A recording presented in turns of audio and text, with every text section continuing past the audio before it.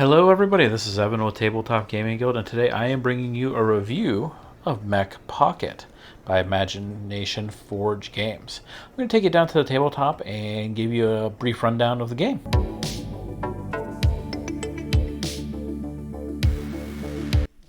Alright, so down here onto the table we have the components for Mech Pocket. So, as I said, Mech Pocket is a print and play style game. So if you get this from the manufacturer here, you will get the STLs for 4 different mechs and the 2 damage tokens or the marker tokens. You also get all these cards that you can print that you'll use in the game. And then all you have to do is provide your own D6s. But these were printed by Imagination Forge Games here for us for purposes of the review. But cool little mechs here that they provided for us here. And bonus, they even painted them for us. Neat. And the case here, I don't believe it is available with what you purchase, but I think it was a nice little addition that they gave us for doing the review for them. But back to the game. So Imagination Forge made a really cool game here. It is boiled down MechWarrior in a very small, simplistic game. So, as I said, it is a game that uses these mechs. We're going to move the box here. And the idea of the game is you are going to use these cards. There's a bunch of them here, so you can use it. They're all the same. These track damage, all these little circles here. You can track damage in your arms, your legs, your head, and your chest. So as you take damage, which I'll go over how damage is assigned a little bit later, but if you damage out different parts of your mech, you're going to lose the availability to use different things that are assigned to that. But, so we have, let's say we're going to use these 2 mechs, and those are the 2 mechs that we're going to be using. So the game starts with a roll-off between the players going. Whoever gets the higher roll, so in this case, whoops. There we go. The 4 has a higher roll. They're going to take a look at the equipment cards. So you have equipment for legs, for both sets of arms, which you can assign them from one arm or the other, doesn't matter. And you have equipment for the head. Since they rolled highest here, they're going to pick first. This mech's going to pick second. So they can pick whatever they want. So in their player area, say if they decide that for their head, they're going to hand all the cards over here to this player and say this player decides, well, they're going to want to do the assault blaster on that arm. So you're going to do that and put these upgrades onto your mechs, and it's going to kind of customize your mech for battle. Now what's really cool is not all the equipment is the same. There's a bunch of different things you can use, like rockets, and you can see they have different ranges, and everything's marked very easily to understand what it is. So you'll see ranges, which I'll talk about movement and stuff and how the ranges work. You can get extra armor plating, but you're also going to see at the bottom there are charges for a lot of these things. So charges mean that it can only be used so many times before you have to cool it down, is the word that they use. It's a very MechWarrior phrase that they use. So you'll use it, and at the end of the turn you can actually take a damage off of your mech, or you can cool down and take a charge off of one of your pieces of equipment. So you can let it build back up so you can use it again. So that's how you're going to build up your mech. Now we're going to move these out of the way here for a second. Now starting with the person who picks second, there is a whole terrain feature. So this game is designed for a 2-foot by 2-foot section that you would play on, and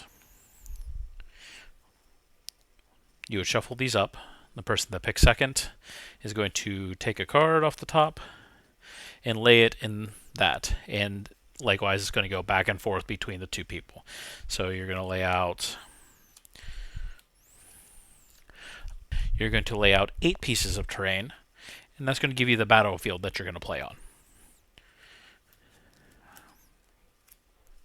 In the instruction book, there's a whole section here about terrain, the different modifiers and stuff that they're going to give you, so you just follow along with that. I'm not going to delve too deep into that here, just for the kind of idea of how things are going to work. So we're going to throw our mechs out here. Almost everything you need to know here is on this little reference card, so I'm going to bring it up here a little bit for you. So everything's going to be measured out using a long measure or a short measure, which is the long side of this card or the short side of this card. So if you flip it onto the back, it's going to give you your turn sequence. So the turn sequence for the game is you move and attack, and those can be interchangeable. So you can attack, then move, then attack, whichever way you want to go. And you see your movement is 1 short and 1 long. So like I said, use that. And you cannot break that up, so you can't do like a long move, attack, and then a short move. You have to do all of one before you go to the other. Now the defend portion is if you're attacked, this is how you would defend. And then at the very end of your turn, you do the cooldown.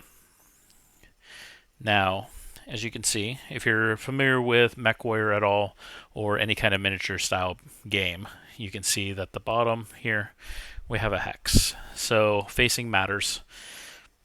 So if you need to rotate your hex, because facing matters also. So rotation, get that. So if you do 1 rotation, 2 rotation, 3 rotations around, which a rotation would be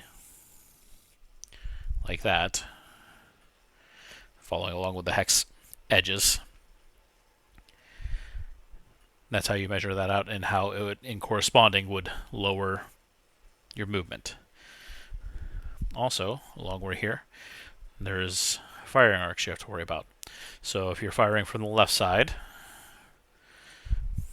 you just kind of match that up.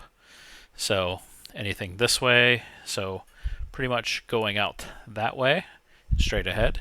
And same with the left side, goes this way and out that way. Which makes sense, because if it's the left side here, obviously you're not going to be firing out that way. You'd have to rotate.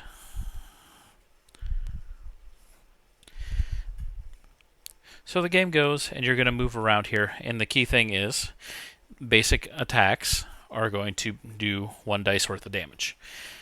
That's where you have the extra damages from your specialty weapons.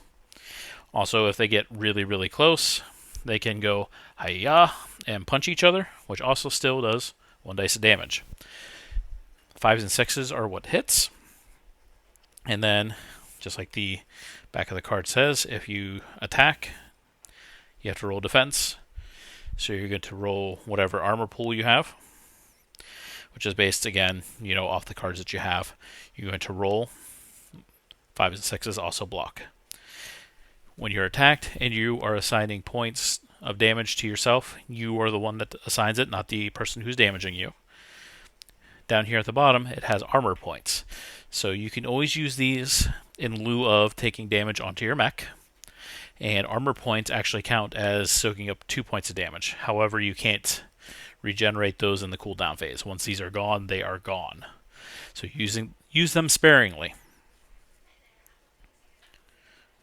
So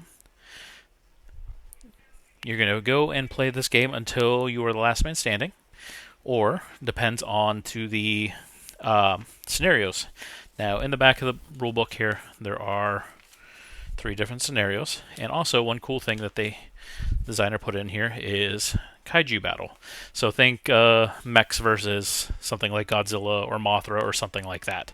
So nice little extra addition onto it. I'm going to take you up from the tabletop and then give you my final thoughts here about Mech Pocket. All right, so back up from the tabletop here and talking about Mech Pocket here. So I really like it. One of the big things with it, it has such great nostalgia factor for me, as MechWarrior was one of the first miniature games that I ever played. I played that a long, long time ago, and when I was growing up in the Oil City area, and it was in my friend Steve's garage that we played that, and we played it a bunch of times. It was a fantastic, fun time to actually do that, and this brought back a lot of those memories actually of playing it. Now, if you actually play the game of MechWarrior itself, that can take multiple hours to actually do. There's a lot of stuff that you have to do behind it, in the scenes to get your mechs ready, and then there's a whole terrain thing, and you levels of terrain and stuff like that. This boils that preliminary work, the actual extra long gameplay, down into maybe 25 minutes. And it does it very cleanly. Sometimes when you boil a game down to such a small, snippet of time, you lose a lot. You don't lose a lot with this, which is actually really good. So the designer did a great job doing that.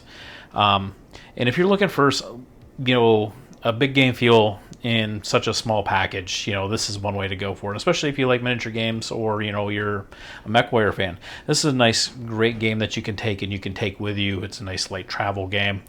It's a good filler for something. You can play 2 or 3 people, 4 players, and that it has a variability too with the scenarios that they put into the game. In the kaiju battle too is a different way to mix things up. So I really like it. I really recommend that. They have a website that you can go and visit, or you can go to Facebook and message the designer directly if you want to get a copy of it. Like I said into the review, it is a print and play, so you'll get STLs to print them with the 3D printer, or have somebody print for you, and then everything else is going to be printing with a regular printer. But everything is great with it. Absolutely like it. And I would recommend this to a lot of people. So if you like our content, definitely hit that subscribe button. Every subscription definitely helps. And hit us up in the comments, if you want to see more stuff like this, or, different things that you want to see us see reviewed. Until later, this is Evan with Tabletop Gaming Guild. Have a good night.